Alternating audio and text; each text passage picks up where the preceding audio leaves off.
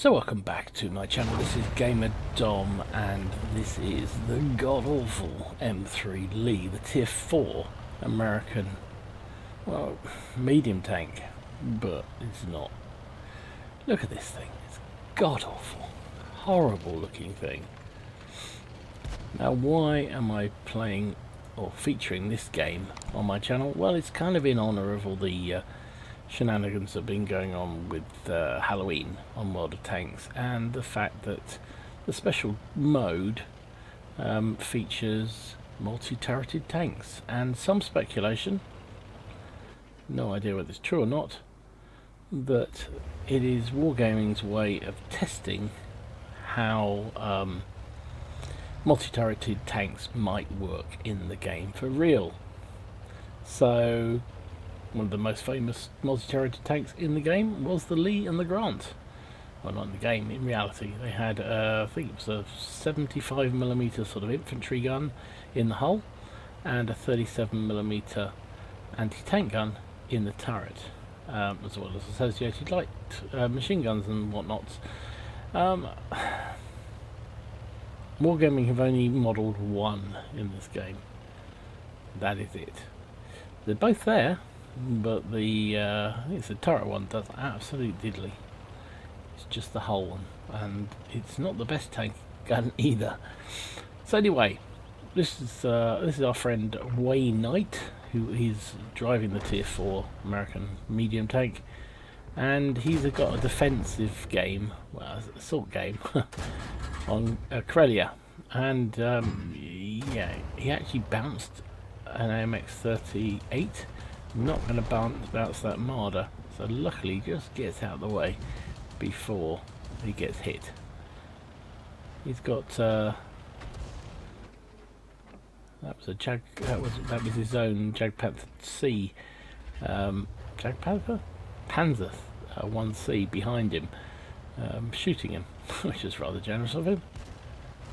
Taking a big hit from the Marder there, and he takes him down. So I mean, would having a turret make all the difference in this? What is this 1C doing? Just firing his gun randomly? Yeah, I don't know. We'll have to see. One of the things I think in the game, in the Halloween game, is that actually it's really difficult to control sometimes. When you're in close and personal, your secondary gun is flapping around all over the place, and more often than not, you hit your own side with it.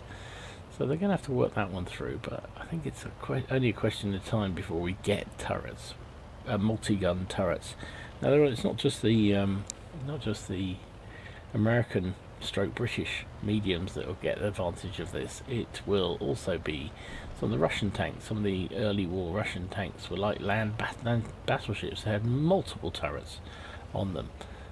So yeah, it's going to be an interesting time if they do look to implement it. So anyway, this is all to say Wayne Knight has pulled all the way around the north flank. Meanwhile, the enemy have pushed all in from the other flank, and his team is now losing. Him and the Crusader, the Cruiser 2, are completely outplaced and can't help their team, which only now consists of 2 artillery.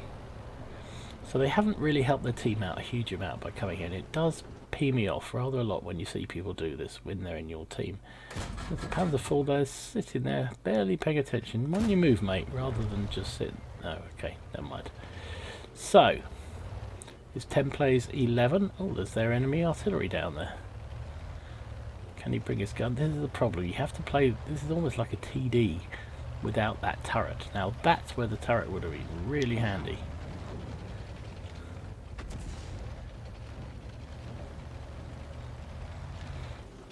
We're down to just 2 tanks. Oh, there's the Birch gun up the north. That was always going to be really hopeful. Aim time on this gun is horrible. God, I was lucky there with that shell. That one nowhere near. That one is just conveniently stopped for him, and he picks up the kill. Tank destroyer coming down. Oof, didn't lead that shell enough. This 75mm gun has a very, very low rate of fire, a very low velocity shell, so it just loops at any kind of distance. Now, he was playing peekaboo with the Artillery there decided that actually, you know what, I don't really want to do that. And he still got caught in the rear by an artillery shell. If you're going to drive away, don't do it in a straight line. That's the motto of that one. So he's basically a one-shot to pretty much everything now. I don't know what he's thinking about doing there. Really? You're going to... Yeah, okay. It's not like anyone's watching, it's fine. So what's fortunate for him, it looks like the enemy are going for a don't cap, kill all move. And I think it's going to cost them. He's setting up ambush for that M3GFT. I have no idea what that is. That must be one of the new... is it French TD? I don't know. Tier 3 TD, but I have no idea what it is. M3GFT. Oh, it's an FT, so it must be a fake tank. That's Chinese. And actually, they're coming around behind him. Lux is coming in hot. Wastes his first shot. The Lux can't pen him frontally. Puts another 75mm shell through the Lux. Can he spin it round? This thing does fire remarkably quickly. And he takes him down. Lux did not play that terribly well. He's loaded with HE because these TDs are very lightweight. Wafts his shot. Now he's got such a high silhouette, he can't afford to give very much to spot, because if he does, he's going to be dead. Puts a beautiful shell, leaves the TD on just 5 hit points and dodges the return shot. There we go. Ah, missed again. Come on, you can do this. Be serious. Can't take a hit, so this could be very dodgy. Oh, why did I worry? Pops round, smacks him in the mush. So that's his 6th kill, 1300 damage, in a tier 4 medium tank that is generally regarded as one of the worst tanks in the game. Still the arty to take down, and this arty already showed that he's no slouch. The two best players on both teams. Final tanks going head to head, and they are both one-shots to each other. Well, to be honest, Waynite has been a one-shot to the artillery pretty much all game. So, but anyway, so what would you do in this situation? I don't know. His challenge is, because he only has the hull-mounted machine, hull-mounted gun, he can't really swing round as easily as he might otherwise do. If that turret on top was actually working, he could flash by any artillery and gun them down. As it is, he's relying on having to spin round and lay the gun on the target and shoot him. So there's only just under 2 minutes left. Should be plenty of time to see a result of this. But where has that artillery gone to? The sent Panzer II, Storm Panzer II.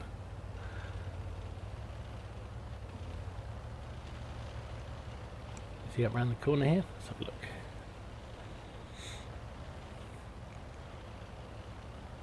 Now Waynite was set up in ambush for him round the base of that hill, but gave up, and it'd be kind of ironic if the artillery did continue round that corner. We shall have to wait and see. No sign of him yet. Let's just speed it up a little bit. Of course, he is the defender, so whatever happens here, he's got to, well, unless he dies, he's got to win. Oh, there we go. There we go. There's our friend. He's fired. Aim in, and we take him down for the win. Beautiful play. Really, really good. So a cracking game there from Waynite in the god-awful M3 Lee. Came out with an ace tanker, he got bruiser, duelist, fire for effect, Pescucci medal for killing 2 or more enemy artillery, high caliber, and of course top gun. Top of the team, 1384 damage, 7 kills, 1091 base XP. I mean, look at that. The next highest damage dealer was this guy here in the M3G FT on 841 damage. So he did 22 shots, hit with 15 and penned with all 15 that hit for that 1300 damage. He took 3 hits himself, 1 of which penned, 2 of which bounced, and finished up with 21,000 credits without a premium account. 18,500 best part of, after any costs. Would have been nearly just shy of 30,000 if he'd been running a premium account, and that 1,091 XP would have been 1,637 if he'd been running a premium account. So there you go, the M3 Lee without the extra turret. Will it be getting it? I wonder. I really wonder. And will it actually make the tank any better than it is, because it's not much good now, despite what Wayne Knight just did. Anyway, I hope you enjoyed the game. If you did, please give it a like and subscribe to the channel, please.